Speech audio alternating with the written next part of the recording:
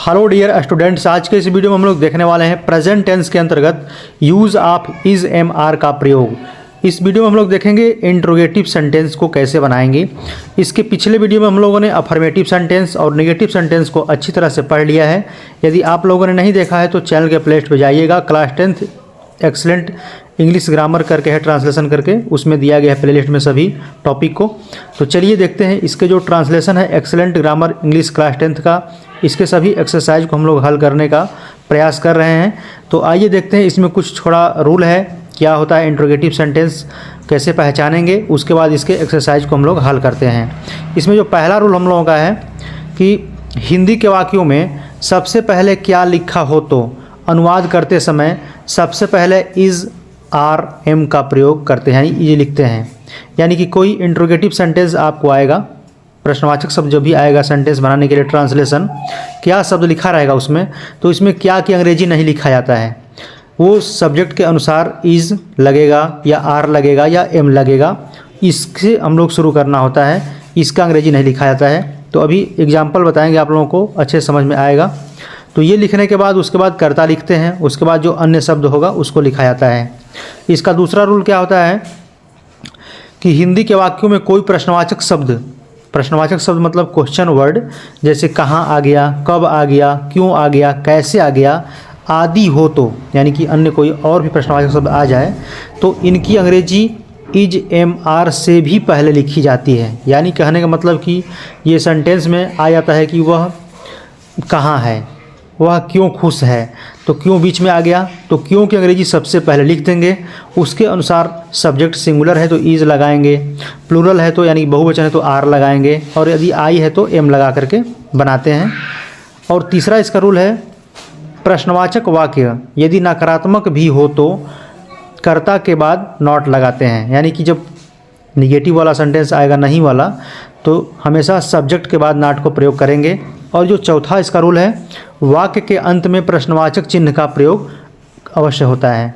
कोई भी interrogative sentence को ट्रांसलेशन बनाएंगे आप लोग तो उसका लास्ट में प्रश्नवाचक चिन्ह जरूर लगाएंगे। तो चलिए देखते हैं, इसका एग्जाम्पल दिया है, उसके बाद इसमें एक्सरसाइज है, उसको हल करेंगे। क्या यह किसान बहुत गरीब है, क्या यह किसान बहुत गरीब है, तो यह किसान यानी कि एक किसान के बारे में बात कर रहा है, यहाँ पे सिंगुलर सब्जेक्ट माना जाएगा, इसलिए यहाँ पे इज लगाएंगे। क्या की अंग्रेजी नहीं लिखा जाता है, अभी रूल में पढ़े हम लोग, तो इज लगाएंगे। दिस फार्मर, अब बहुत गरीब, वेरी मतलब बहुत और पुअर मतलब गरीब होता है, और लास्ट में प्रश्नवाचक चिन्ह लगा देंगे। दूसरा इसका एग्जाम्पल है क्या तुम्हारे भाई ईमानदार हैं, क्या तुम्हारे भाई ईमानदार है, तो तुम्हारे भाई यानी कि ज़्यादा की बात हो रहा है यहाँ पे, तो इसमें आर लगाएंगे, ठीक है, इज़ नहीं लगाएंगे। आर योर ब्रदर्स, जब ब्रदर भाई हैं यानी ज़्यादा की बात हो रहा है तो ब्रदर में यस लगा दिया गया यहाँ पे, ब्रदर्स। और उसके बाद ईमानदार, ऑनेस्ट, तो इसको ऑनेस्ट लिखेंगे। ऑनेस्ट मतलब होता है ईमानदार, इसको क्या पढ़ते हैं, ऑनेस्ट, और लास्ट में प्रश्नवाचक चिन्ह लगा देंगे। तो इसमें यस नहीं लगाएंगे क्योंकि एडजेक्टिव है ये आपका ऑनेस्ट, तो एडजेक्टिव में कभी यस नहीं लगता है, हमेशा नाउन में ही लगाते हैं हम लोग, तो ये गलती मत कीजिएगा। तीसरा इसका एग्जाम्पल है क्या गंगा एक बड़ी नदी नहीं है। देखिए निगेटिव सेंटेंस आ गया, तो क्या गंगा यानी कि सिंगुलर सब्जेक्ट का भाव मालूम चल रहा है तो इज लगा दे यहाँ पे, इज। अब जो गंगा के आगे द का प्रयोग हमेशा करते हैं, इज़ द गंगा सब्जेक्ट होने के बाद, क्योंकि क्या का अंग्रेजी तो नहीं लिखते हम लोग, इसमें सब्जेक्ट के अनुसार हम लोग इज एम आर ही लगाना है। Is the Ganga not a big river, river मतलब होता है नदी। अगला इसका जो सेंटेंस है हम लोगों का चौथा, तुम उदास क्यों हो, जो कि पढ़े थे हम लोग, बीच में प्रश्नवाचक शब्द आए, तो प्रश्नवाचक शब्द क्या है, क्यों, तो क्यों की अंग्रेजी पहले लिखते हैं, क्यों, वाई, तो वाई मतलब होता है क्यों। अब तुम क्या हो, सब्जेक्ट, इसके साथ आर लगता है, तो वाई आर। अब उसके बाद सब्जेक्ट क्या है, यू, उदास का होता है सैड लिखने के बाद प्रश्नवाचक चिन्ह लगा दिया गया है। तुम्हारी गाय कहाँ है, तुम्हारी गाय कहाँ है, तो इसमें प्रश्नवाचक शब्द आ गया कहाँ, तो कहाँ की अंग्रेजी पहले लिखेंगे वेयर, WHERE वेयर। अब आपकी गाय कहाँ है, यानी तुम्हारी गाय कहाँ है, ये सिंगुलर सब्जेक्ट है तो इज़ लगाएंगे, वेयर इज़ योर काऊ यानी तुम्हारी गाय। ठीक है, अब गाय रहता तो यहाँ भी आर लगाते हम लोग। 6 नंबर एग्जाम्पल है तुम्हारे पिताजी कौन हैं। तो इसमें प्रश्नवाचक शब्द आ गया कौन, तो कौन का होता है हु इज़ तुम्हारे पिताजी, योर फादर यानी तुम्हारे पिताजी कौन हैं, यानी आपके पिताजी कौन हैं। ठीक है, तो यहाँ पे हु इज़ योर फादर। अब इसके बाद प्रश्नवाचक चिन्ह। अब इसमें जो एक्सरसाइज दिया है बुक में उसको हमने यहाँ पे हल करेंगे। तो देखिए, जो पहला इसमें एक प्रश्न था, क्या सूर्य बहुत गर्म होता है। तो क्या की अंग्रेजी नहीं लिखा जाता है इसमें, सूर्य मेरा सिंगुलर है तो इज लगाएंगे, यानी कि क्या की अंग्रेजी नहीं लिखते हैं, केवल सब्जेक्ट ये हेल्पिंग वर्ब से ही काम चल जाता है यहाँ पे। तो is the sun very hot, hot मतलब गर्म होता है। दूसरा एग्जाम्पल, क्या घोड़े वफादार जानवर होते हैं, यानी कि ज़्यादा की बात हो रहा है इसमें, क्या घोड़े वफादार जानवर होते हैं। तो आर हॉर्सेस, आर लगाने के बाद हॉर्सेस घोड़े में लगा दिया गया है, तो हॉर्स होता है, यस लगा देंगे तो हॉर्सेस हो जाएगा घोड़े। तो उसके बाद क्या होते हैं, वफादार जानवर। तो फेथफुल मतलब होता है वफादार, और एनिमल्स, एनिमल्स मतलब होता है जानवर, यानी कि आर हॉर्सेज फेथफुल एनिमल्स, और लास्ट में प्रश्नवाचक चिन्ह लगा देंगे। तीसरा इसे एग्जाम्पल है, क्या पृथ्वी गोल है।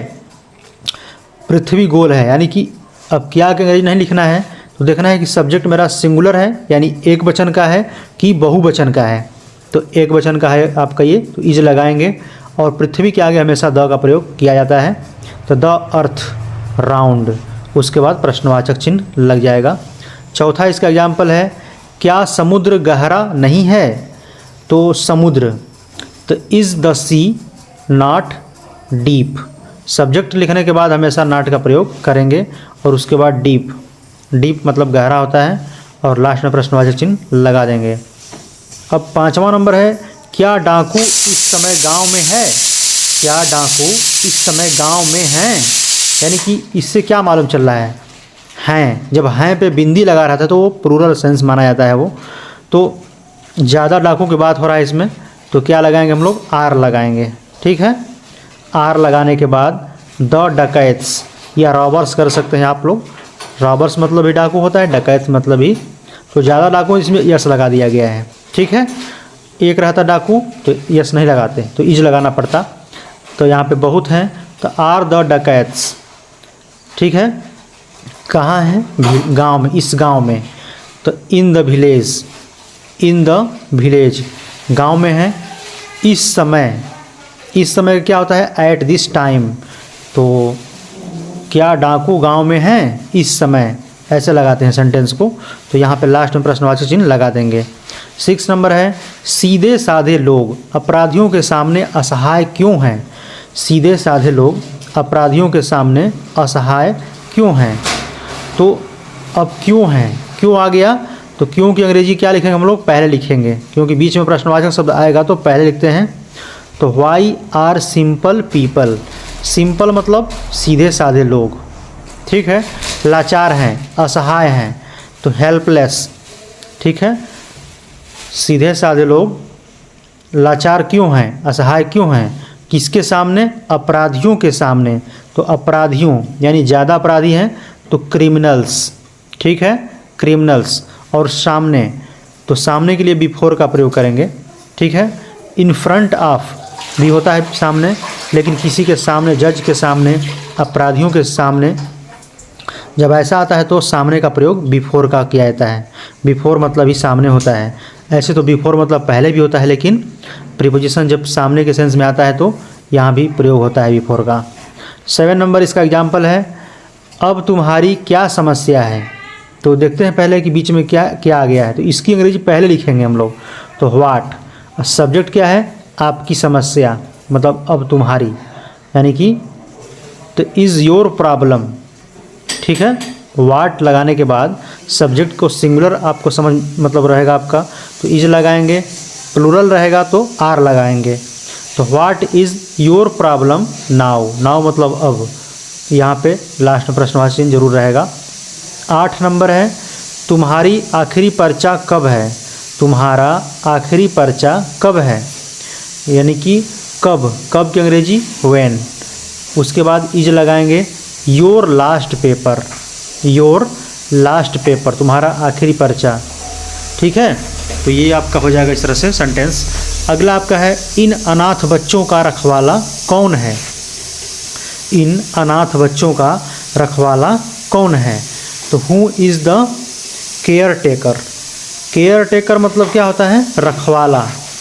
ठीक है, कौन का अंग्रेजी पहले लिखेंगे हम लोग, इज लगाएंगे, द केयर टेकर यानी रखवाला। अब किसका रखवाला, इन अनाथ बच्चों का।